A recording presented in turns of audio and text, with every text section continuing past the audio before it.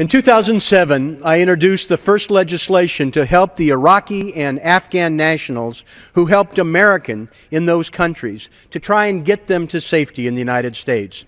These are the people who were interpreters, guides, drivers, people who performed countless tasks without which our military, diplomatic, and redevelopment efforts would have been impossible. There was an implicit promise. As they risked their lives to help us, we would work to protect them when the American presence was scaled down. Thousands of people are now threatened on a daily basis by people with very long memories. It would seem as though this shouldn't be an impossible task. After all, these are people who risk their lives to help and serve Americans. If they had wanted to harm us, they had countless opportunities to lead people down the wrong paths, to attack, assault, mislead. But by all accounts, thousands of these people performed critical tasks faithfully, if not flawlessly. What has not been flawless is the State Department and Homeland Security has managed this special immigrant visa program we fought so hard to establish. It takes incredible effort to fight the bureaucracy, the delays, the procedural hurdles, which too often end in frustration. Approvals have been just a trickle, and there is no sign of improvement. Instead, the program could collapse. The authorization for the Iraqi immigrant visa expires in 4 days.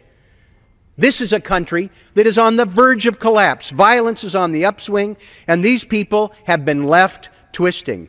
Many have been forced into hiding. Others and their families have not just been threatened, they've been killed.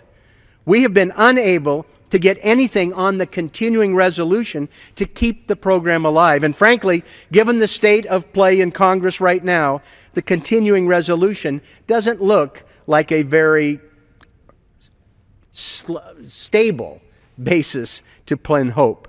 There is a possible solution, a unanimous consent provision that will extend the program at no additional budget cost, which will keep the pipeline open to accept visas until we can get back to meet our moral obligation.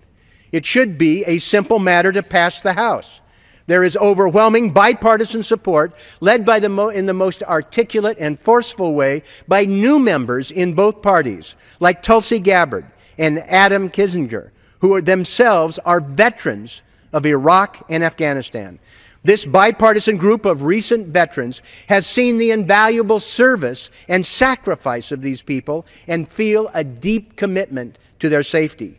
Sadly, not everybody in Congress feels that commitment, that moral obligation. The House Judiciary Committee leadership has been passive, if not outright opposed. There's no guarantee that there will be a continuing resolution. In fact, the odds are getting a little more remote by the day. If this program shuts down for even a few hours, it will set back the progress because of the cumbersome, convoluted nature of the program of security checks. People will be forced back to square one for approval with their lives in great peril. I would hope the House Republican leadership does not allow one or two people to veto meeting our moral obligation that has such broad bipartisan support. It will be to the enduring shame of this body if we can't come together and protect the people we counted on in battle and who are now counting on us.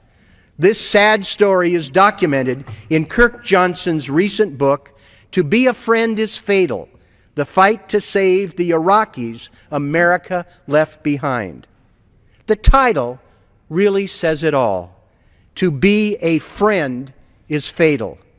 The fight to save Iraqis America left behind. So far we have failed them. I hope the House will rise to the occasion before it's too late.